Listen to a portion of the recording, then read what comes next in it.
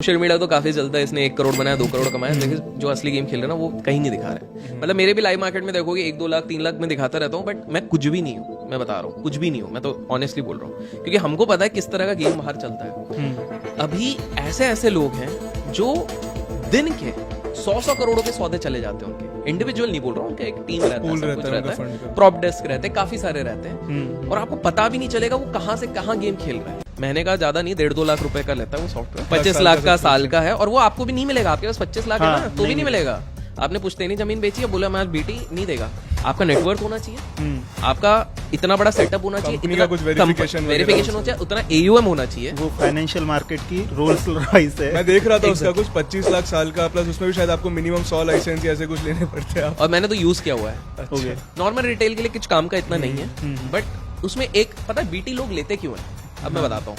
मतलब ये सोचो, ये रिटेल को पता ही नहीं है दुनिया गेम क्या चला रही है। कंपनी है ब्लैक रॉक, कंटेक्स्ट बिल्ड करने के लिए हमारे पूरे देश के ऐसा कहा जाता है दुनिया के 17% फाइनेंशियल एसेट्स ये कंट्रोल कर रही है। बहुत बड़ा चीज हो, सबसे बड़ी एसेट मैनेजमेंट, सबसे बड़ी asset management. Russia Ukraine pre war बोल रहा हूँ, उसके मतलब अब तो उनके GDP कम है, तो उससे पहले की GDP ले रहा हूँ। रशिया, यूक्रेन, ब्राजील और 3-4 कंट्रीज को मिला दो, टोटल GDP से भी ज्यादा, 10 ट्रिलियन की आसपास की कुछ मैनेज कर रहे हैं। उनके पास एक सॉफ्टवेयर है अलादीन।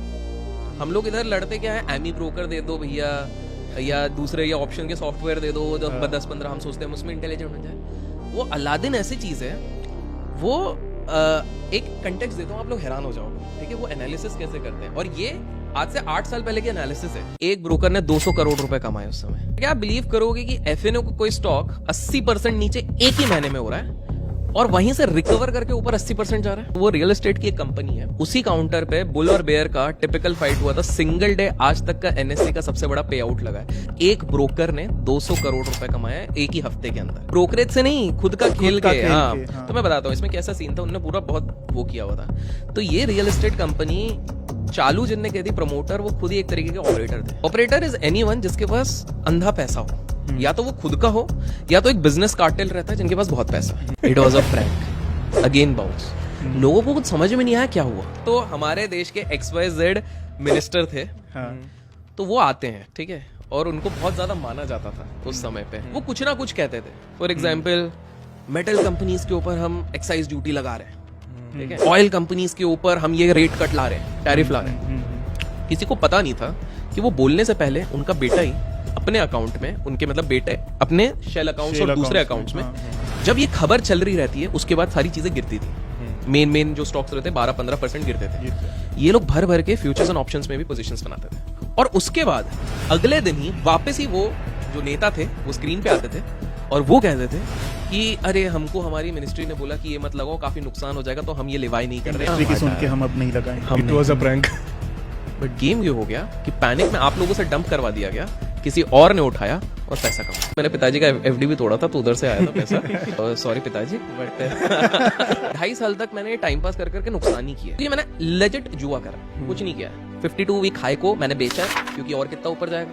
52 वीक लो को मैंने खरीदा, और कितना नीचे जाएगा। न्यूज में आई वाली चीज, फिर मैंने बोला चलो यार अब ये खरीदने से तो पैसा नहीं बन रहा, तो बेच देता हूँ। वही चीज ऊपर चले जाती थी, क्योंकि वो सही में उसमें न्यूज रहती थी, तो वो सही में ऊपर जाने वाली पॉजिटिव न्यूज है। क्वार्टर रिजल्ट्स को मॉनिटर किया, तो उसमें भी पैसे फंसे, क्योंकि अच्छे न्यूज पे ऊपर नीचे चले जाता है, बुरे न्यूज पे ऊपर चले जाता है। तो सब मैंने बिना एनालिसिस के किया, टेक्निकल वेक्निकल कुछ ज्यादा पता नहीं, मैंने बोला छोड़ो।